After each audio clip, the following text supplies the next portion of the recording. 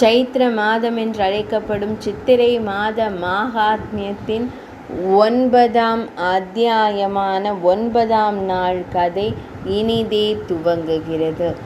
இந்த சித்திரை மாதத்தில் பகவான் ஸ்ரீ ராமச்சந்திர மூர்த்தியின் இராமாயண கதையானது செவிமடுக்கப்படுகிறது. எனவே இந்த கதை தொடரை தொடர்ந்து இன்றைய சித்திரை மாத கதையை நாம் செவிமடுக்கலாம். இன்றைய கதையை துவங்கலாம். மிகுந்த செல்வாக்கு பெற்றிருந்த போதிலும் அனைத்து சமய சாஸ்திரங்களையும் அறிந்திருந்த அந்த மாமன்னர் தனக்கு ஒரு மகன் வேண்டும் என்ற கவலையில் எப்போதும் இருந்தார். தனது வம்சத்தை தொடர அவருக்கு யாரும் இல்லை. ஒரு நாள் இதை குறித்து சிந்தித்து கொண்டிருந்த மன்னருக்கு ஒரு எண்ணம் தோன்றியது. ஒரு மகனை பெறுவதற்காக அஸ்வமேத யாகம் செய்தால் என்ன? தனது அறிவார்ந்த அமைச்சர்கள் அனைவருடனும் கலந்தாலோசித்த பின்னர் அவர் ஒரு யாகம் செய்ய முடிவு செய்தார். இந்த சிந்தனைக்கு பின்னர் நற்குணமிக்க மேன்மையான மன்னன் சுமந்திரனிடம், அமைச்சரே, எனது ஆசிரியர்கள் மற்றும் புரோகிதர்கள் அனைவரையும் உடனடியாக இங்கே வரவழையுங்கள் என்று கூறினார். பின்னர் பெரும் வீரம் காட்டிய சுமந்திரர் உடனடியாக சென்று வேத ஞானத்தில் தேர்ச்சி பெற்ற முனிவர்கள் அனைவரையும் வரவழைத்தார். சுயாஜ்யன், வாமதேவன், ஜாபலி, காஷபம், குலப்ரோகிதா, வசிஷ்டர் மற்றும் பிற புகழ்பெற்ற பிராமணர்களை வழிபட்ட பின்னர் நற்குணமிக்க மன்னன் தசரதன் தர்மமும் அர்த்தமும் நிறைந்த இந்த இனிய வார்த்தைகளை கூறினார். மன்னர் தசரத சக்கரவர்த்தி கூறினார்: மகா முனிவர்களே, நான் எப்போதும் ஒரு மகனுக்காக பிரார்த்திக்கிறேன். அவன் இல்லாமல் இந்த ராஜ்யமும் மற்ற விஷயங்களும் எனக்கு மகிழ்ச்சியை தராது.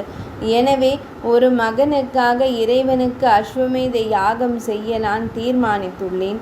இந்த யாகத்தை விதிக்கப்பட்ட சடங்குகளின்படி செய்ய விரும்புகிறேன். அதன் மூலம் நான் விரும்பியதை எவ்வாறு அடைவேன் என்பதை அறிந்து கொள்வேன். தாங்கள் இதனை குறித்து இங்கே சிந்திக்க வேண்டும். அரசன் இவ்வாறு கூறியதும் வசிஷ்ட மாமுனிவர் உள்பட அனைத்து பிராமணர்களும் அதை மிகவும் பாராட்டி அவர் கூறிய வார்த்தைகளை புகழ்ந்தனர்.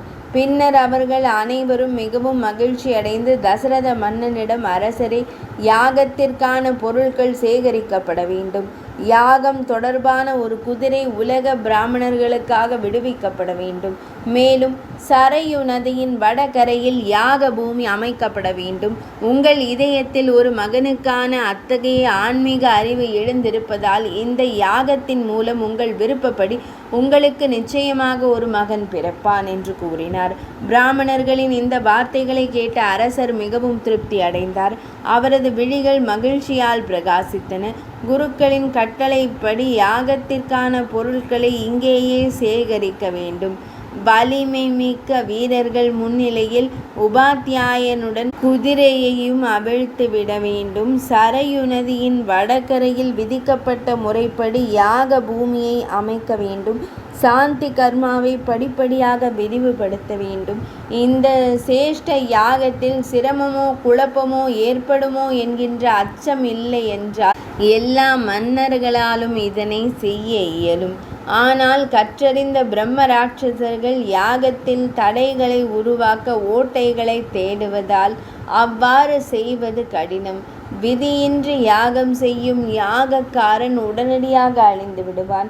எனவே இந்த யாகம் சடங்குகளின்படி நிறைவடையாதவாறு ஒரு தீர்வை காண வேண்டும் என்று அவன் தன் அமைச்சர்களிடம் கூறத் தொடங்கினான். மன்னரால் கௌரவிக்கப்பட்ட அமைச்சர்கள் அனைவரும் இவ்வார்த்தைகளை கேட்டதும், மிக நன்று அரசே, அது செய்யப்படும் என்றனர்.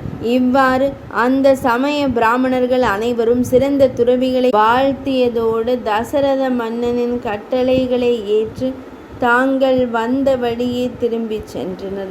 அந்த பிராமணர்களுக்கு விடை பெற்ற பிறகு புரோகிதர்களின் அறிவுரைப்படி இந்த யாகம் சடங்குகளின்படி முடிக்கப்பட வேண்டும் என்று மன்னன் அமைச்சர்களிடம் கூறினான்.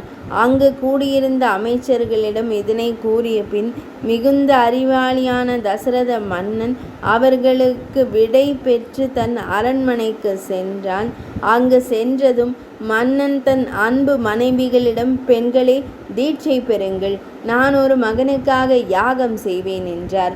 அந்த வசீகரமான வார்த்தைகளை கேட்டதும் வசந்த காலத்தில் மலரும் தாமரை மலர்களைப் போல அந்த அழகிய அரசிகள் தாமரைகள் மலர்ந்தன. ஒரு மகனுக்காக அசோக யாகம் செய்வதை குறித்து கேள்விப்பட்ட சுமந்தரர் மன்னனிடம், தனிமையில் அரசரே, ஒரு பழைய கதையை செவிமடுங்கள், அதன் விளக்கத்தை நான் புராணங்களில் கேட்டிருக்கிறேன் என்றார். ருத்வி மகன் பிறப்பதற்காக இந்த அஸ்வமேத முறையை போதித்துள்ளார். ஆனால் நான் வரலாற்றின் வடிவில் சில சிறப்பு விஷயங்களை செவிமடுத்திருக்கிறேன். முற்காலத்தில் சனத்குமாரன் முனிவர்களுக்கு மகன் பிறப்பது தொடர்பான ஒரு கதையை கூறியுள்ளார். அவர் ஒருவரோ முனிவர் கஷ்யபருக்கு விபண்டகர் என்ற பெயரில் ஒரு புகழ்பெற்ற மகன் இருக்கிறார். அவருக்கும் ரிஷிசிருங்கர் என்ற பெயரில் மக்களிடையே புகழ்பெற்ற ஒரு மகன் பிறப்பார். அந்த ரிஷிசிருங்க முனிவர் எப்போதும் காட்டில் வாழ்வார். காட்டிலேயே வளர்க்கப்பட்டு வளர்வார்.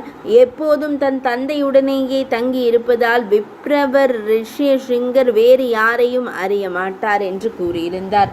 உலகில் 2 வகையான பிரம்மச்சரியங்கள் பிரசித்தி பெற்றவை. பிராமணர்கள் எப்போதும் அவை இரண்டையும் பின்பற்றி வந்துள்ளனர். அந்த வடிவங்கள் உருவாக்கப்பட்டுள்ளன. ஒன்று தடி போன்றவற்றை அணிவதன் மூலம் கடைபிடிக்கப்படும் முதன்மை பிரம்மச்சரியம்.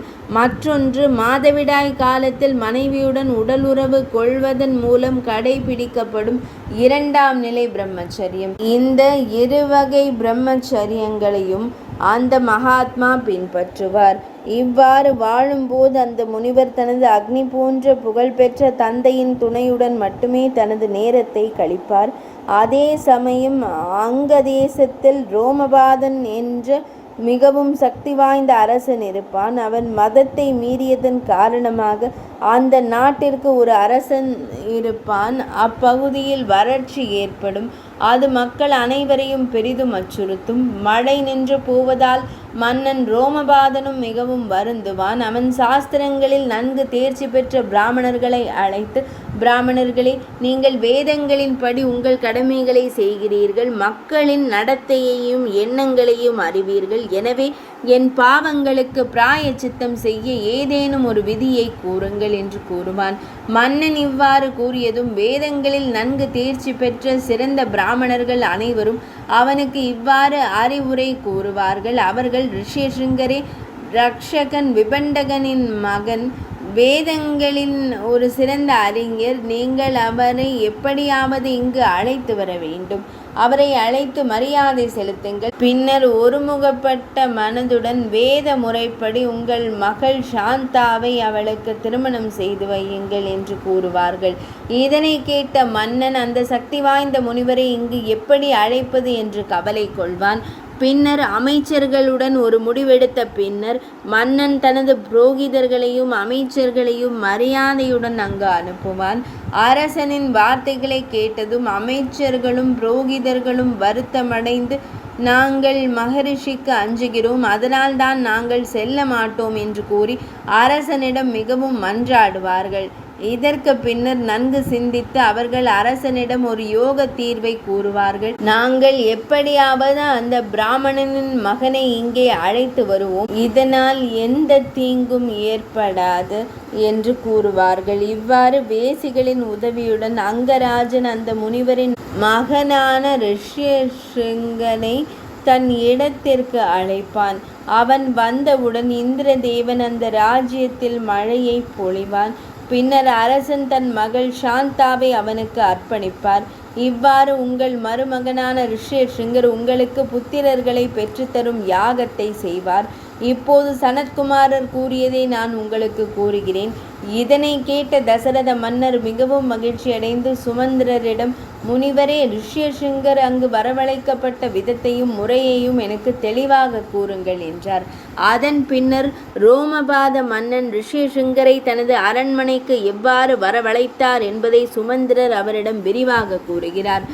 அந்த கதையை நமது நாளைய அத்தியாயத்தில் நாம் செவிமடுக்கலாம். சைத்திர மாதம் என்றழைக்கப்படும் சித்திரை மாத மாஹாத்மியத்தின் 9ஆம் அத்தியாயமான 9ஆம் நாள் கதை இனிதே நிறைவடைந்தது.